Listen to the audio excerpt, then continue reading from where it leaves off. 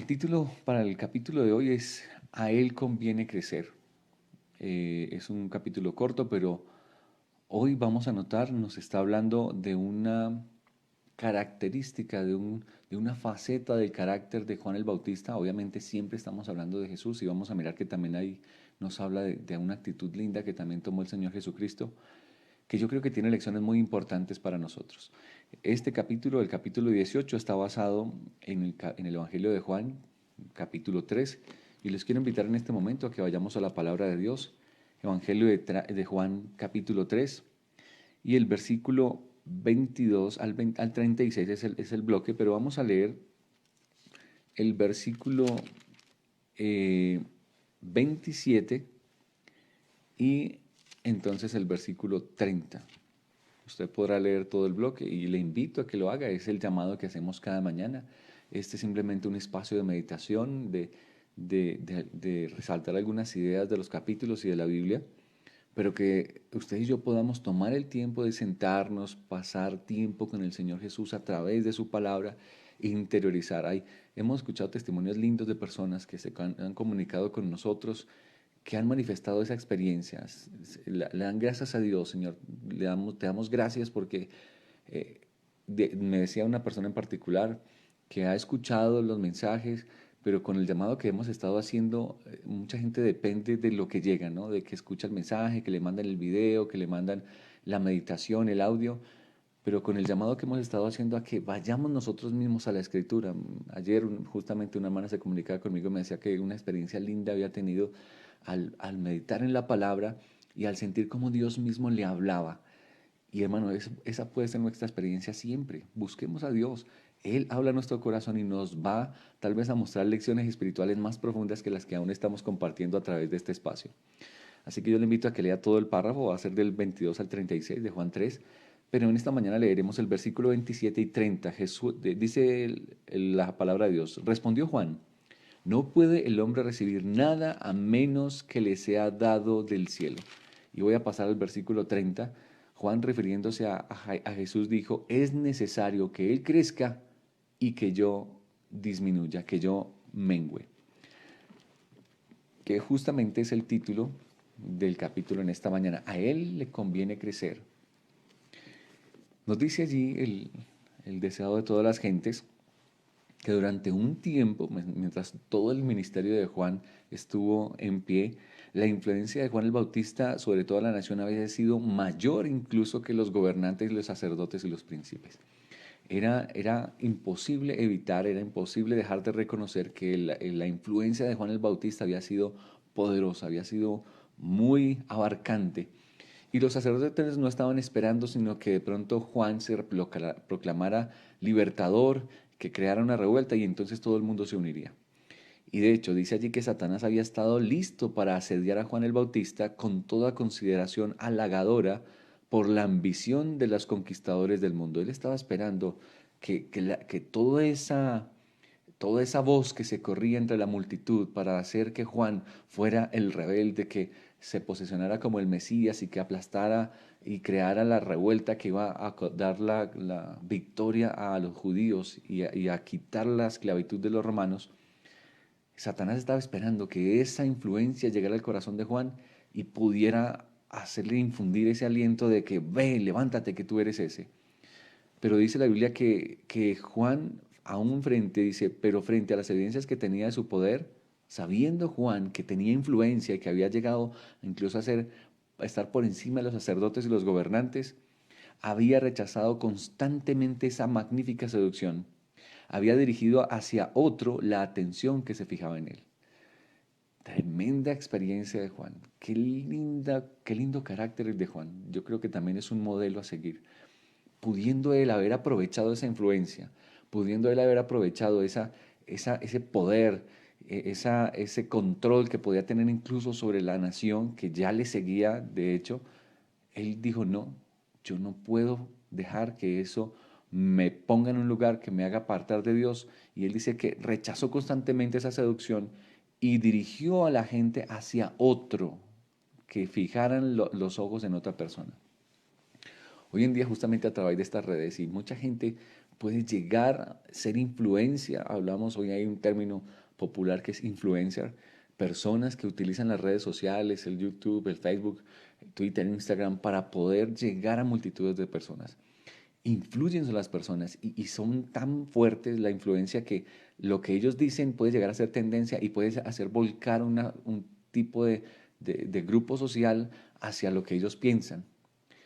Juan podía hacer eso, podía ser un influencer de su época, pero a pesar de toda la influencia y el poder que ejercía sobre la multitud, él dijo, no, toda la influencia que yo he ganado a través de mi ministerio, yo quiero que utilizarlo para enfocar la mirada hacia otro, hacia quien realmente deben estar fijados nuestros ojos.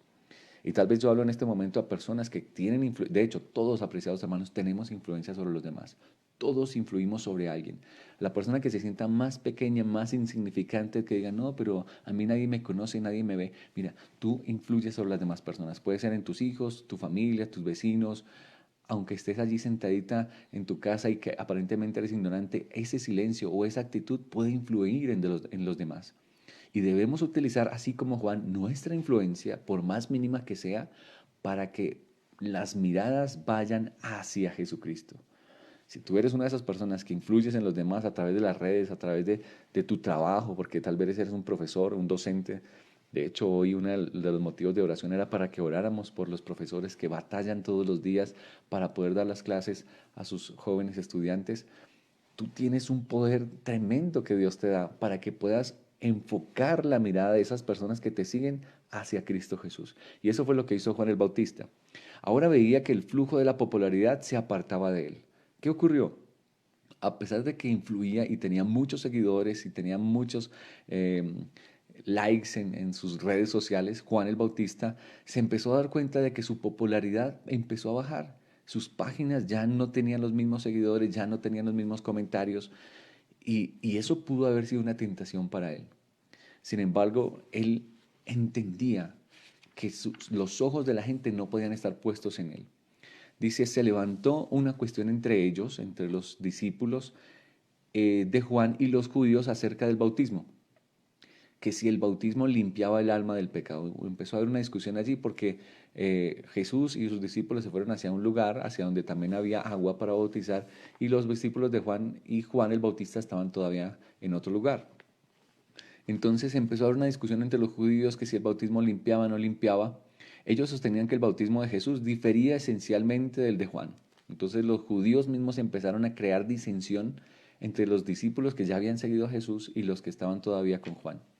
Y pronto estuvieron disputando, y escuchen muy bien esto, pronto estuvieron disputando con los discípulos de Cristo acerca de las palabras que era propio emplear al bautizar. A mí, pues apreciados, yo leo esto y me pareciera estar viendo hoy en día lo que pasa. Hoy en día hay un movimiento cristiano y un grupo cristiano que, bueno, eh, no necesariamente es adventista, pero que han creado discusión con respecto a las palabras que se tienen que decir en el momento del bautismo. Ah, que si se bautiza en el nombre de Jesús. No, que ustedes están haciendo mal el bautismo y nos critican a nosotros los adventistas porque dicen, es que ustedes están bautizando mal, porque es que ustedes bautizan en el nombre del Padre, del Hijo y del Espíritu Santo y eso no es así. Y utilizan muchos textos del Nuevo Testamento en donde dicen, es que se tiene que bautizar es en el nombre de Jesús y su bautismo está mal. Y eso creó una confusión y ha creado, de hecho, muchos hermanos dentro de nuestra iglesia se acercan a mí y me preguntan, pastor, pero es que aquí dice que el bautismo es en nombre de Jesús. ¿Nosotros no estamos bautizando bien o no estamos bautizando mal? Y todavía, esto ocurrió hace casi 2000 años y pareciera que no aprendemos la lección, pareciera que la gente no viera que esto ya ocurrió en el pasado y seguimos levantando las mismas dificultades, las mismas discusiones necias, podría decir yo, en torno a temas triviales.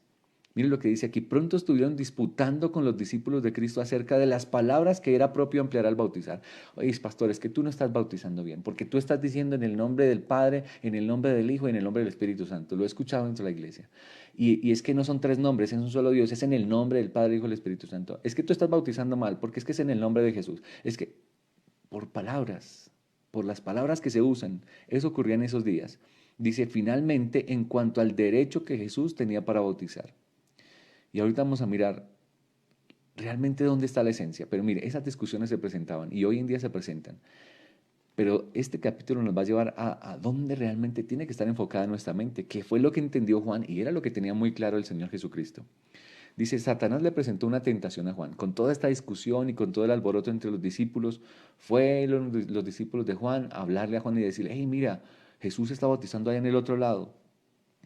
¿Y qué tenemos que hacer? Porque esto se está creando, ¿seguimos a Jesús o lo seguimos a usted? Y esas palabras que vinieron a hablarle a Juan tenían el propósito de tentar a Juan. Dice, Satanás presentó una tentación a Juan. Aunque la misión de Juan parecía estar a punto de terminar, le era todavía posible estorbar la obra de Cristo. Tremenda tentación. Juan, una persona que tenía mucha influencia en el pueblo, Satanás viene y le lanza una tentación. Hey, mira, te están abandonando, otro está creciendo, están diciendo que tu ministerio realmente no sirve, que tú estás bautizando mal. Bueno, todas las semillas de duda que pudieran haber sembrado en su mente. Pero miren lo que dice aquí. Si hubiese simpatizado consigo mismo, es decir, si Juan se pone a pensar en sí mismo, en lo que le está pasando, en lo que están diciendo de él, y expresado pesar, empezar a decir, uy, sí, mire, tanto que yo les he servido, tanto que yo les ayudé, cómo yo bauticé a toda esta gente, cómo yo los conduje, y ahora mire cómo me desprecian, me dan la espalda. Si él se pone a manifestar pesar o desilusión por ser superado, habría sembrado semillas de disensión que habrían estimulado la envidia y los celos y habría impedido gravemente el progreso del Evangelio. A mí me parece triste ver en nuestra iglesia personas que sí han tenido una obra linda, han gastado su vida, su juventud por esta obra. Y cuando llega un momento que ya han pasado los años y ya se deteriora su cuerpo, tal vez han salido jóvenes, han crecido jóvenes que empiezan con nuevas ideas, nuevas iniciativas para hacer avanzar la obra de Dios. Y me parece triste escuchar a hermanos de nuestra iglesia, tal vez ancianos ya en la iglesia, que empiezan a lamentarse y a quejarse de esa manera. Tanto que he servido yo a esta iglesia y mire, y no hay un reconocimiento, me han dado la espalda, hasta llegar a levantar demandas contra la iglesia, que es no entender, es no comprender que todo lo que somos, todo lo que tenemos y lo que le ofrecemos a esta iglesia es por la gracia de Cristo, es para gloria de su nombre, no es por nosotros.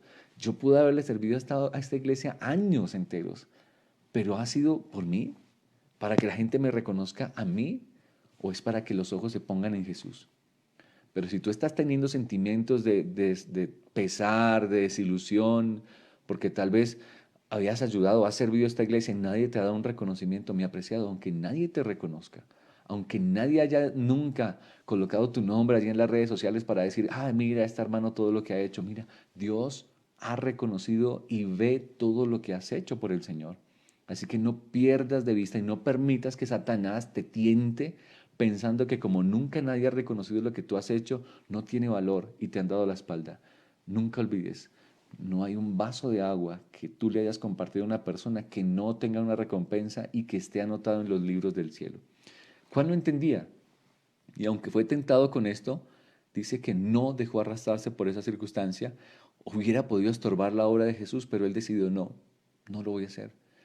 Y podía como ser humano haber sentido eso. Dice, Juan tenía por naturaleza los defectos y las debilidades comunes a la humanidad. Él era un humano como nosotros, él también podía haberse sentido rechazado, ya nadie lo seguía, antes las multitudes que lo rodeaban en el mar ya no estaban, eran muy pocos, y de pronto los que se quedaban allí lo hacían era por simpatía y por lástima, ay pobrecito Juan, nadie lo está siguiendo, y él sabía lo que estaba pasando pero el toque del amor divino le había transformado. El amor de Dios en su corazón fue lo que le hizo marcar una diferencia plena en su manera de actuar. Moraba en una atmósfera que no estaba contaminada por el egoísmo y la ambición. Apreciados, y eso es lo que nosotros debemos luchar con toda nuestra fuerza. Todo lo que tú haces, aunque nadie te ve, aunque nadie te haga un reconocimiento, no tiene que ser por un deseo de admiración, de ambición personal, de que te reconozcan. Todo lo que hagas, dice por ahí una frase popular, lo que hace tu mano derecha, que no lo sepa la izquierda. Si tú has hecho algo por el Señor, si estás sirviendo a tu familia, si estás haciendo un acto abnegado y nadie lo reconoce, hay quien lo ve, que es nuestro Señor Jesucristo. Es Dios que desde el cielo también trae una recompensa y un galardón para esa obra que tú estás haciendo. Así que no te sientas triste, no te sientas angustiado, no te sientas desilusionado y con pesar si lo que tú has hecho por una persona, por la iglesia, por tu familia, porque eso debe suceder. Ayudamos a nuestra familia, atendemos a nuestros hijos, atendemos a las personas y sentimos que ese servicio nadie lo reconoce y nos sentimos, tendemos, y es una tentación del enemigo, tendemos a sentirnos tristes, despreciados y a llenar nuestro corazón con resentimientos. Mira, no permitas que eso pase. Sigue sirviendo a Dios, sigue haciéndolo con corazón sincero, lleno de amor, sin egoísmo, sin ambición, que el Señor trae una recompensa. Más adelante lo miraremos porque hay otro capítulo que sigue hablando de Juan el Bautista. Dice, no manifestó simpatía alguna por el descontento de sus discípulos. Juan, aunque ellos se sentían chasqueados los discípulos de Juan, él no simpatizó con eso. Dijo, no tienen por qué estar pensando eso. Vayan, miren a Jesús, contemplen su gloria. Él es el Cordero de Dios que quita el pecado del mundo. Yo les había dicho, es necesario que yo mengüe y que Él crezca. Fue lo que Él manifestó. Qué espíritu de humildad, qué espíritu de amor por las almas, por la obra de Dios. Es el mismo espíritu que nosotros debiéramos manifestar. Juan se presentó a sí mismo como el amigo que actuaba como mensajero entre las partes comprometidas. Ya lo habíamos dicho, Él es el mensajero. Y también vimos en un capítulo que como adventistas nosotros estamos representados por Juan. También somos mensajeros. Nosotros no somos Dios, nosotros no somos, la iglesia no es el fin, es el medio. Nosotros no somos el fin, somos el medio. A última instancia queremos es que las personas lleguen a Jesús. Y Juan entendía esa misión, yo soy mensajero. Y dice, se regocijaba en la felicidad de aquellos cuya unión había facilitado. Y si tú has sido un siervo de esta obra y has trabajado y has recorrido por allí dando estudios bíblicos, compartiendo el Evangelio, y nadie lo ve y tal vez has hecho una obra, pero después de que estas personas abrazan el Evangelio, ahora ya te sueltan y, muchas gracias, pero porque ahora llegan con otras personas, porque tal vez dan un conocimiento más profundo o etcétera, mira, no te sientas mal, no te sientas triste. Tú has sido ese mensajero, tú has sido ese amigo del esposo y regocíjate en que esas personas están creciendo, se están proyectando y están buscando enamorarse y crecer más en Jesús. Dice, tenía el gozo de presenciar el éxito de la obra del Salvador. ¿Qué es lo que te tiene que regocijar? Que la obra de Dios crezca, que el mundo conozca, que la gente entregue su vida a Jesucristo. Eso fue lo que sintió Juan, que le llenó de regocijo. Él dijo, a él le conviene crecer, mas a mí menguar. Dice, no trató de atraer a los hombres a sí mismo, sino de elevar sus pensamientos siempre más alto hasta que se fijasen en el Cordero de Dios. Y apreciado, y estamos hablando a nuestros hermanos que tal vez estamos intentando compartir este mensaje. No tratemos de atraer los hombres a nosotros, dice, sino de elevar sus pensamientos siempre más alto a que fijen sus ojos en Jesús. Todo lo que hacemos, cuando hacemos una obra, cuando hacemos un servicio social, cuando compartimos un estudio, cuando visitamos una familia, cuando vamos y compartimos un mercadito, un pan apreciado, hazlo con el propósito, no que te vean a ti que, ay, tan lindo el cristiano y tan bueno que es. Mira, y puede ser que la gente lo piense y que puede ser tentado para que los ojos se fijen en ti, en que te admiren a ti. Ten cuidado, todo lo que hacemos es para la gloria de nuestro Señor. Que los ojos de la gente se fijen en Jesús, que no te admiren a ti, que no admiren tu manera de predicar, que no admiren tu manera de servir, tu carácter amable, cortés. No, eso es un medio, nunca se te olvide, porque en el momento en el que la gente, por alguna circunstancia, deje de verte a ti, no sea que tú caigas en trampa el enemigo y te desanimes, te desalientes, no. Coloca los ojos de las personas en Cristo Jesús. Ese será tu mayor gozo. Dice allí, los que son fieles en su vocación como mensajeros de Dios no buscarán honra para sí mismos. Si tú eres fiel, si estás trabajando por el Señor, dice, no buscarás la honra para ti mismo. El amor del yo desaparecerá en el amor por Cristo. Ninguna rivalidad mancillará la preciosa causa del Evangelio. Y hermanos, necesitamos comprender esto. El Señor nos ha permitido confinarnos, ya no estamos en los templos. Pero es triste ver muchas veces dentro de nuestras iglesias a hermanos que todos decimos servir a Dios. Y entonces yo tengo este ministerio, yo tengo este departamento, yo tengo este programa. Y todo lo queremos hacer ¿con qué propósito? Que las personas conozcan a Jesús. Mira, yo puedo percibir por encima del ambiente que cuando entre hermanos tenemos rivalidades por el programa, por la actividad, por el tiempo, porque este dijo, porque este no dijo, estoy plenamente seguro de que no lo estamos haciendo porque las personas lleguen a Jesús. Lo estamos haciendo por exaltar mi programa, porque tal vez yo lo hago mejor, porque es que esta actividad va por encima de la suya, es que los niños tienen que estar encima, es que somos los ancianos y aquí mandamos. No, mira, mi apreciado, los que son fieles en su vocación como mensajeros de Dios no buscarán honra para sí mismos. Y apreciado, si el Señor nos da la oportunidad, como yo sé que va a ocurrir, que volvamos a nuestros templos, aunque sea gradual esto, aunque nos toque tal vez de a pocos, si el Señor nos permite regresar allí, tengamos presente eso. Todo lo que hacemos en nuestra iglesia tiene que estar desprovisto, tiene que arrancarse de allí el amor del yo. Dice, ninguna rivalidad mancillará la preciosa causa del Evangelio. No puede ser que dentro de nuestra propia iglesia manejemos rivalidades por cargos, por departamentos, por programas. Si eso está ocurriendo, caímos en la trampa de la tentación del diablo. Reconocerán que les toca proclamar, como Juan el Bautista, he aquí el Cordero de Dios. Todo lo que hagamos en nuestra iglesia tiene que ser para proclamar al Cordero de Dios. Elevarán a Jesús y con él la humanidad será elevada. Si tú levantas a Jesús, si tú exaltas a Jesús, en vez de exaltarte a ti mismo, tu programa, tu actividad, tu manera de predicar, si exaltas a Jesús, la humanidad será elevada con él. Pero si tú exaltas tu actuar, tu actitud, tu programa, tu actividad, tu ministerio, mira, así mismo estarás hundiendo a las personas a las cuales estás alcanzando. Por más lindo que sea tu programa, por más especial, por más internacional que sea el invitado que tú has traído a tu semana de oración, a tu campaña, si lo estás haciendo por exaltación propia, estarás llevando a la gente a un estado más bajo del que antes se encontraban. Así dijo el alto y sublime, el que habita en la eternidad y cuyo nombre es el santo. Yo habito en la altura y la santidad. Dios es un Dios santo y elevado, pero también habita, dice, y con el quebrantado y humilde de espíritu.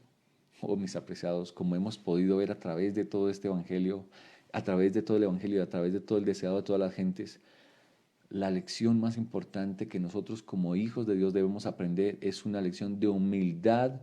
Dice allí, el quebrantado y humilde de espíritu. Humildad. Dios resiste al soberbio y da gracia a los humildes, dice la palabra de Dios. Y por eso fue que Juan fue tan exaltado, por eso fue que Jesús lo llamó más adelante el hombre más grande nacido de mujer, porque la verdadera grandeza de una persona se encuentra en su capacidad de humillarse y darle el honor a la persona que está a su alrededor. Pues se dice allí, así también sucede con los que siguen a Cristo, o sea, contigo y conmigo. Podemos recibir la luz del cielo únicamente en la medida en que estamos dispuestos a ser despojados del yo. ¿Cómo puede recibir? Dice allí, únicamente podremos recibir la luz del cielo en la medida en que estemos dispuestos a despojarnos del yo. ¿Quieres recibir la luz del cielo? ¿Quieres recibir la gracia divina? Mira, entre más te despojes del yo, entre más te despojes de ese deseo de exaltación propia y de egoísmo, vas a ser más exaltado por Dios. Pero entre más intentes que la gente te reconozca, te vea y que tus palabras estén por encima de los demás y que vean lo que yo estoy haciendo, mire, más estarás en una oscuridad abyecta, como lo dice la palabra de Dios. ¿Quién es el mayor? El mayor es el que sirve. ¿Quién es el más exaltado? El que está dispuesto a negarse a sí mismo. No podemos discernir el carácter de Dios, ni aceptar a Cristo por la fe, a menos que consintamos en sujetar todo pensamiento a la obediencia de Cristo. El Espíritu Santo se da sin medida a todos los que hacen esto. Apreciados, anhelamos el Espíritu Santo en nuestra vida, queremos ver la lluvia tardía ser derramada sobre su iglesia. Recuerda este pensamiento. No podemos discernir el carácter de Dios, no podemos aceptar a Cristo por la fe, a menos que consintamos en sujetar todo pensamiento a la obediencia a Cristo. El Espíritu de Dios se dará sin medida a todos aquellos que hacen esto. Estas son las condiciones que debemos cumplir para que nosotros como iglesia seamos llenos de la potencia del cielo y seamos una bendición, una influencia positiva a nuestra familia, a nuestros vecinos y hasta lo último de la tierra. Clama a Dios para que te ayude a tener esa experiencia de humildad y que podamos ser iluminados por la luz que viene del cielo. Voy a pasar allá a la página 158, dice, el que cree en el Hijo tiene vida eterna. Todo radica en Jesús. El centro de la escritura es Jesús. El centro de la experiencia cristiana se llama Jesucristo. El que cree en el Hijo tiene vida eterna. No era necesario disputar acerca si el bautismo de Cristo o el de Juan purificaba el pecado. Y aquí es donde vuelve a tomar el tema del bautismo. Aquí no se trata de lo que tú dices en el momento del bautismo. Ah, que si es en nombre del Padre, del Hijo, del Espíritu Santo, si es en nombre de Jesús. Ah, es que usted lo dijo mal. Es que, mira, son formas. Mire lo que dice aquí. Me gusta esta línea que encontré aquí. Es la gracia de Cristo la que da vida al alma. Fuera de Cristo, escúchame bien esto, fuera de Cristo el bautismo como cualquier otro rito es una forma sin valor. Apreciados, ayer también lo mirábamos, los ritos en sí mismos, las ceremonias, las actividades que hacemos en la iglesia, en sí mismas, hasta la misma oración, mi apreciado, la oración en sí misma, como cualquier otro rito, es una forma sin valor. Porque no es la forma, no es el rito el que tiene poder, es Cristo el que tiene poder. El mismo bautismo, la forma, más adelante miraremos la cena del Señor. Algunos también dicen, no se trata de la forma, es más la actitud, es más la motivación del corazón. ¿Qué te motivó a ser bautizado? Ah, es que si fui bautizado o no fui bautizado. Bueno, aquí hay un asunto que no quiero pasar por alto y que de pronto algunos piensan, ah, pues como no importa, el rito es como cualquier otro rito es sin valor, simplemente la forma. Y si se hace en Cristo, Jesús se hace bien. Sí hay un bautismo correcto en la palabra de Dios y ya lo mencionamos. Cuando vimos el capítulo del bautismo dijimos, ese bautismo de la cabecita que te echaron agüita sobre la cabeza, ese bautismo no es un símbolo que represente la sepultura al pecado y un nuevo nacimiento en Cristo Jesús. Así que hay formas que, y no quiero que de pronto quede esto allí como en el aire, el pastor autorizó que no importa la forma, sea, puedo hacer cualquier rito, entonces puedo celebrar la cena con un pan, un roscón, un pan dulce y una gaseosa, un refresco. Con eso entonces puedo celebrar la cena del Señor. No. Como el pastor dijo que las formas no importaban, no, yo no estoy diciendo que las formas no importen. Lo que estoy diciendo es que la forma correctamente hecha, bien hecha, como Dios lo mandó a hacer, el bautismo por inmersión, sumergido en el agua, en el nombre del Padre, el Hijo y el Espíritu Santo, en sí misma la forma no tiene ningún valor si no es Cristo la base de esa experiencia. Así que quiero dar claridad de esto para que no se malinterprete lo que estoy diciendo. Las formas Dios las mandó a hacer, son las ceremonias, los ritos, la liturgia que Dios estableció y está clara en su palabra. El sábado es el día del Señor y así está en su palabra. Pero el sábado en sí mismo, sin Cristo, no es nada. El bautismo por inmersión en sí mismo no es nada. Sin Cristo no es nada. Todas esas prácticas que tenemos, semanas de oración, campañas, predicaciones, sin Cristo en sí mismas no son nada. Por eso vuelvo a tomar la cita. Es la gracia de Cristo la que le da vida al alma. Fuera de Cristo, el bautismo, como cualquier otro rito bien hecho, como Dios lo mandó, es una forma sin valor. El que es incrédulo al Hijo no verá la vida. Es decir, todo, mi apreciado, todo lo que nosotros hacemos tiene que estar en torno a la fe en el Hijo de Dios. Ahora, cuando está depositado en la fe en el Hijo de Dios, ahora sí todos esos rituales y ceremonias cobran un sentido extraordinario para nuestra vida. Mis apreciados, no estamos para discutir, nosotros no estamos para generar disensiones en nuestra iglesia. Voy a pasar más adelante porque quiero tocar un punto muy importante que está afectando a nuestra iglesia hoy en día. Jesús sabía que no se escatamaría en el esfuerzo para crear división entre los discípulos y los de Juan. Jesús ya sabía lo que estaba pasando.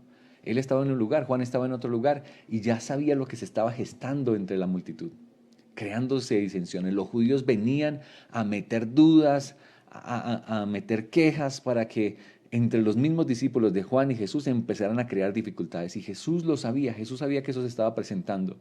Dice, sabía que se estaba formando la tormenta que arrebataría a uno de los mayores profetas. Él ya sabía lo que se estaba ocasionando y que le costaría la vida a Juan el Bautista.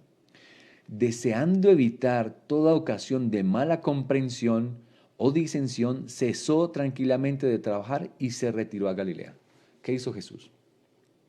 Dijo, no, es que tenemos que predicar el mensaje, yo no puedo dejar, eso sí, de malas, perdone la expresión, Jesús no pensó así, yo vine a predicar la verdad y hay que predicar la verdad y no tenemos que escondernos.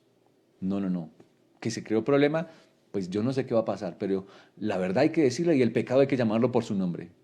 Ay, mi apreciado, ¿cuántas veces yo escucho a muchos de nuestros hermanos hablar así? No entendiendo el verdadero espíritu del mensaje, no entendiendo el verdadero espíritu del evangelio. Jesús sabía lo que estaba pasando. Y él tenía que predicar, era su misión, él venía a salvar el mundo, él traía la verdad, él era el Cordero de Dios. Pero dice, deseando evitar toda ocasión de mala comprensión o disensión, no quería que se crearan divisiones en la iglesia, cesó tranquilamente de trabajar y se retiró hacia Galilea. Mire, nosotros también, aunque leales a la verdad, debemos tratar de evitar todo lo que pueda conducir a la discordia o incomprensión. ¿Por qué digo esto, mis apreciados? Hoy en día, 2020, abril del 2020, escuchamos en todas las redes y todos los mensajes que están proclamando muchos de nuestros hermanos que con corazón sincero quieren proclamar la verdad, pero crean mensajes o crean ambientes, porque tal vez ni siquiera es el mensaje, tal vez el mensaje sea el correcto, pero se presenta en un ambiente tal que crea disensión, que crea discordia y entre muchas personas incomprensión. Y entonces se generan tantos mensajes alarmantes que crean dudas entre las personas y entonces dentro de nuestro mismo pueblo se empieza a escuchar, no, es que mire, es que lo digo porque lo he visto en mis grupos de WhatsApp, que hermanos que publican mensajes alarmantes por algunos, tal vez bien intencionados, pero un poco ignorantes dentro de nuestra iglesia, creando mensajes de alarma por las cosas. Y entonces de pronto alguien viene y explica con un escrito está, pero mire, la Biblia dice esto, no tienes por qué estarte alarmando por esas circunstancias. Y entonces los mismos hermanos se levantan a decir, es que quieren callar la boca de los que están realmente predicando el mensaje del tercer ángel, la verdad presente. Apreciado, si se está generando ese espíritu dentro de nuestra iglesia, eso no es de Dios. Tenlo claro, no puede ser de Dios. Jesús mismo dice, trató de evitar la disensión. Si hay algo que cree división en el pueblo, no viene de parte de Dios. Y si tú estás escuchando un mensaje que está creando división en nuestra iglesia, no es de parte de Dios. Ten la seguridad, por más que te parezca verdad presente, un mensaje que cree discordia no viene de parte de Dios. Dice allí, porque siempre que estas cosas se presentan, provocan la pérdida de almas. Eso es lo terrible de esta situación. Ojalá fuera porque tú tienes una posición y el hermano tiene otra. Ojalá fuera porque algunos están diciendo, no, es que tenemos que salir al campo porque el COVID-19 es la señal para huir de las ciudades, interpretando equivocadamente una historia que aparece en el Antiguo Testamento y en el Nuevo con respecto a la abominación desoladora, que eso tiene un significado. Pero eso ha creado discordia entre los hermanos y algunos empiezan a discutir que sí, que tenemos que salir, no, que otros no. Y dice aquí, ¿qué es lo que se siembra con esto? Dice, porque siempre que estas cosas se presentan, provocan la pérdida de almas. Siempre que se produzcan circunstancias que amenacen causar una división, debemos seguir el ejemplo de Jesús y el de Juan el Bautista. ¿Qué hicieron ellos? Juan, sabiendo la disputa, dijo, no, yo no me voy a poner de parte de este tema. A mí me conviene menguar y a él le conviene crecer. Y Jesús, que sabía que debía crecer en su ministerio, él dijo, no, yo no creo que los discípulos de Juan y todo esto que se está presentando cause división. Lo que menos quiero es que gente se confunda y se pierda. Así que yo me voy a retirar hacia Galilea y esperemos que la cosa se disipe. Qué linda actitud que presentaron ellos. Dice aquí, es el mismo ejemplo que nosotros debiéramos seguir. Juan había sido llamado a destacarse como reformador y puede ser que haya personas en este momento que sientan que el mensaje que están proclamando es un mensaje de reforma y no está mal, no está mal. Nosotros necesitamos experimentar reavivamiento y reforma. Y Juan se destacó como un reformador. Sus discípulos corrían el peligro de fijar su atención en él. ¿Cuál es el problema? El problema no es el predicador, el problema es lo que hacemos como pueblo. Porque viene una persona y quiere dar un mensaje de reforma. Y muchos de ellos, con buena intención tal vez, pero empiezan a utilizar textos y a utilizarlos como mensajes de alarma para que haya esa reforma. ¿Por qué lo hacen? Por el deseo de que la iglesia se reforme, cambie su actitud. Pero el problema no está en el mensaje. El problema está en cómo los discípulos reciben ese mensaje. ¿Por qué? Dice, los discípulos corrían el peligro de fijar su atención en el visión. Ese es ¿Y qué pasa cuando se... Lo más terrible de cuando se crea división es la pérdida de las almas. Dice allí, pero la obra de Juan no era suficiente para echar los fundamentos de la iglesia cristiana. Aunque los discípulos estaban aferrados a Juan y decían, no, pero es que es Juan, es que cómo lo están rechazando, es que este pastor, mire, le están dando la espalda y él trajo un mensaje de reforma y por eso es que la iglesia adventista apostató y bueno, y todo lo que se llega a decir, era el mismo sentir que tenían los discípulos de Juan, eran sinceros, no era porque se estuvieran sintiendo, no era porque quisieran levantar una revuelta, no, era por sinceridad, pero apreciados, colocaron los ojos en el hombre. Ellos debían entender que Juan no era suficiente para echar los fundamentos de la iglesia. Y apreciado, tú no puedes colocar los ojos en hombres. Por más buenos oradores y por más estudio profundo de la palabra que tengan, ellos no son el fundamento de la iglesia. La iglesia es un cuerpo unido y la base de esa iglesia se llama Jesucristo y la base es su palabra. Así que porque este predica esto y este otro dentro del marco de nuestra iglesia, ¿no? Estoy hablando dentro del marco de nuestra iglesia adventista, yo no puedo colocar los ojos en los hombres. Sus discípulos no comprendían esto y hay muchos hermanos que no comprenden esto. Y se están creando bandos en la iglesia creyendo que deben seguir a cierto líder o a cierto pastor. Dice, sintieron celos y disconformidad. Y voy a leer este párrafo final que dice, miren lo que está diciendo aquí. Existen todavía los mismos peligros. Dios llama a un hombre a hacer cierta obra. Grandes hombres que Dios ha levantado en nuestra iglesia para hacer una obra tremenda de llamado, de amonestación. Y cuando le ha llevado hasta donde Él le permite, dice, y cuando la ha llevado hasta donde le permiten sus cualidades, el Señor suscita a otros hombres para llevarla más lejos. Pero como los discípulos de Juan, muchos creen que el éxito depende del primero. Y es que no quiero mencionar nombres, pero es que este pastor, que mire, que trajo este mensaje de reforma y tal, y prácticamente casi que se idolatra. Y cuando ocurre eso y los seguidores creen que la voz de este personaje es voz de Dios, entonces él mismo llega a caer en esa trampa, apreciado. Y cuando de pronto él empieza a hacer algunos movimientos como ser humano que se puede equivocar, entonces han llegado algunos pastores a salir de la obra y los hermanos creen que la iglesia ha sido injusta al sacarlos y entonces ahora siguen detrás de este hombre. Y no quiero mencionar nombres, pero yo quiero que el Espíritu de Dios hable a su corazón. Dios dice allí, ha llamado hombres, sí, y han sido grandes hombres que Dios ha utilizado. Pero si tú has colocado la mirada en hombres, mire, puedes hacerlo caer a él y caer tú en la trampa del enemigo. Dice, muchos creen que el éxito depende del primer obrero. La atención se fija en lo humano en vez de lo divino. Se infiltran los celos y la obra de Dios queda estorbada. Qué triste, pareciera que estuviéramos leyendo lo que pasa hoy en día. Justamente lo que ha pasado. Movimientos por aquí y por allí siguiendo hombres. Ah, ¿por qué? Porque es que ese es un mensaje de reforma. No, la iglesia está por ahí yéndose por otro camino, pero este es el mensaje de Dios. Y se sigue al pastor tal, al fulanito de tal o al etcétera. Dice, ¿qué ocurre con eso? La obra de Dios queda estorbada. ¿Por qué? Porque creó división en el pueblo. El que es así honrado indebidamente se siente tentado a albergar confianza propia. Y es lo que ha pasado, mis apreciados.